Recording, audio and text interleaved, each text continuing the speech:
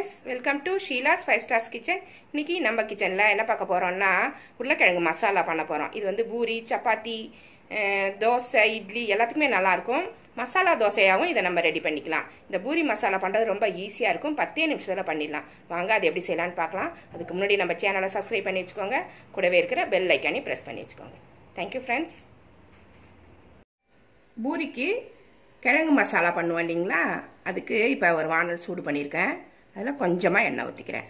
நான் வந்து sunflower oil ஊற்றுறேன். வெங்காயம்லாம் வதங்கணும். அதுக்கு எவ்வளோ தேவையோ நம்ம ஊற்றிக்கலாம். எண்ணெய் சூடாயிருச்சு. 1 ஸ்பூன் கடுகு உளுத்தம்பருப்பு, 1/2 ஸ்பூன் சோம்பு, ஒரு 2 ஸ்பூன் அளவுக்கு கடலைப்பருப்பு போட்டு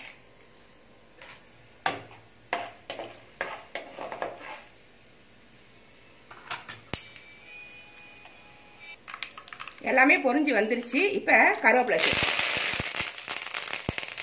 ஒரு 3 பெரிய வெங்காயம் நீளமாக கட் பண்ணி வச்சிருக்கேன். காரத்துக்கு தகுந்த மாதிரி பச்சை மிளகா நான் ஒரு 6 பச்சை மிளகா கிட்ட எடுத்து வச்சிருக்கேன். ரெண்டுமே இதில் போட்டாங்க.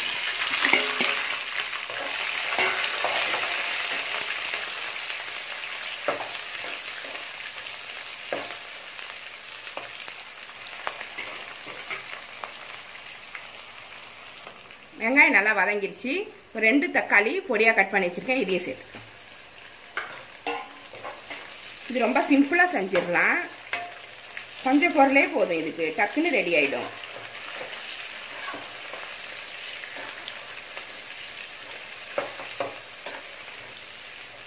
பத்து நிமிஷத்துல நம்மளுக்கு உருளைக்கிழங்கு மசாலா ரெடி பண்ணிடலாம்.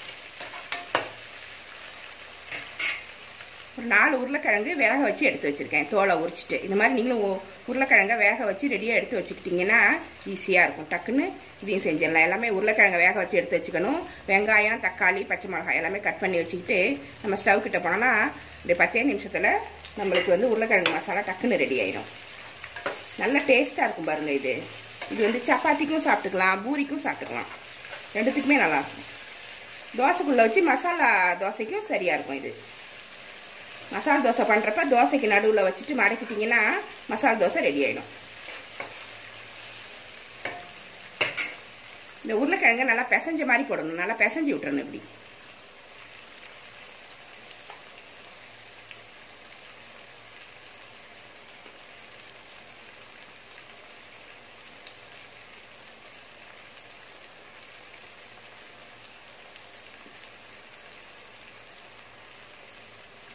இது மாதிரி உதிர்த்துட்டு இதில் போட்டுக்கலாம்.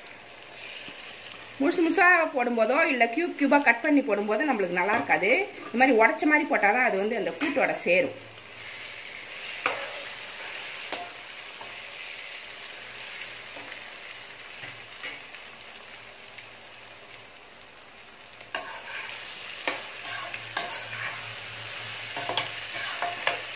எல்லாத்தையும் சேர்த்து நல்லா கலந்து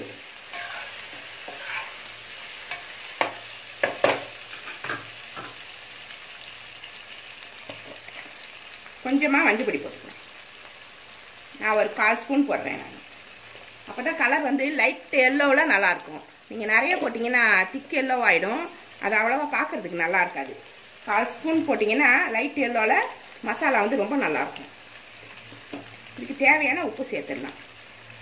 நான் ஒரு 2 ஸ்பூன் வரைக்கும் போடுறேன். இதையும் சேர்த்து நல்லா கலந்து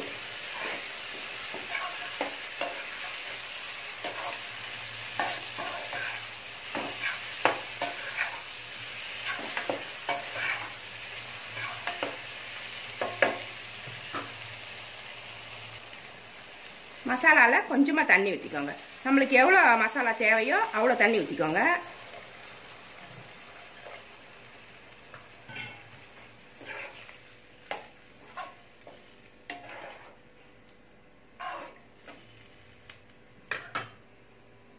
இது ஒரு கொதி வரணும்.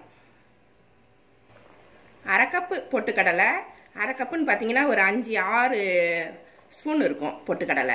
நம்ம இதை போடும்போது தான் இதை தண்ணியாக இருக்குது பார்த்தீங்களா, இதை அரைச்சி ஊற்றும் போது நல்லா டேஸ்ட்டாக திக்கான ஒரு கிரேவியாக வந்துடும்.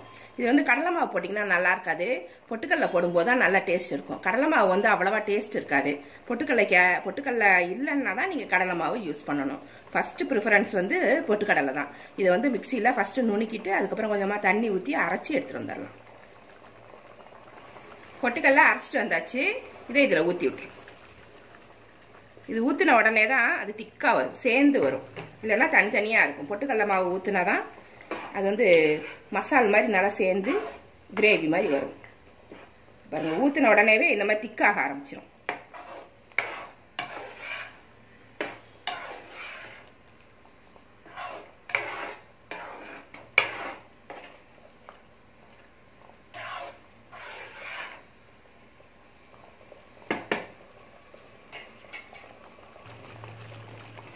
மசாலா வந்து நல்லா கெட்டியாயிடுச்சு. இந்த மாதிரி இருக்கும்போது எடுத்துக்கோங்க. ரொம்ப கெட்டி ஆயிடுச்சுன்னா நம்மளுக்கு வந்து தொட்டு சாப்பிட்றதுக்கு நல்லா இருக்காது. கொஞ்சம் இந்த மாதிரி இருக்கும்போது எடுத்தீங்கன்னா தான் நம்மளுக்கு பூரிக்கு வந்து தொட்டு சாப்பிடும்போது நல்லா இருக்கும்.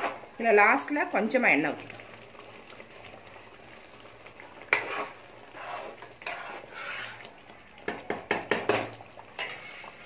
ஒரு 2 ஸ்பூன் எண்ணெய் ஊற்றிட்டு கொத்தமல்லி கட் பண்ணி வச்சுருக்கேன், தூவிக்கு. அவ்வளோதான், இது ரெடி ஆகிடும். உங்களுக்கு விருப்பமாக இருந்தால் இஞ்சியும் சேர்த்து போட்டுக்கோங்க. இஞ்சி இன்னைக்கு போடலை. உங்களுக்கு விருப்பப்பட்டீங்கன்னா வெங்காயம் வதங்கும் போதே கொஞ்சமாக இஞ்சியும் சீவி போட்டுக்கோங்க. அவ்வளோதான், இந்த கிரேவி ரெடி ஆயிடுச்சு. இது வந்து ஒரு பிளேட்டில் எடுத்து வச்சு காமிக்கிறேன்.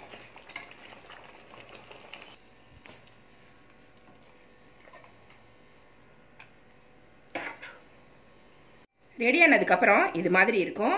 இது வந்து சப்பாத்தி, பூரி, தோசை எல்லாத்துக்குமே இது நல்லா இருக்கும். இட்லிக்கும் நல்லா இருக்கும். 10 நிமிஷம் போதும் இந்த உருளைக்கிழங்கு மசாலா பண்ணுறதுக்கு. இது மாதிரி நீங்களும் ட்ரை பண்ணுங்க. இந்த ரெசிபி பிடிச்சிருந்தா நம்ம சேனலை சப்ஸ்கிரைப் பண்ணி வச்சுக்கோங்க. கூடவே இருக்கிற பெல் ஐக்கானையும் ப்ரெஸ் பண்ணி வச்சுக்கோங்க. லைக் பண்ணுங்க, ஷேர் பண்ணுங்க, கமெண்ட் பண்ணுங்க. இவ்வளோ நேரம் என்னோட வீடியோவை பார்த்தா எல்லாருக்குமே நன்றி. Thank you friends.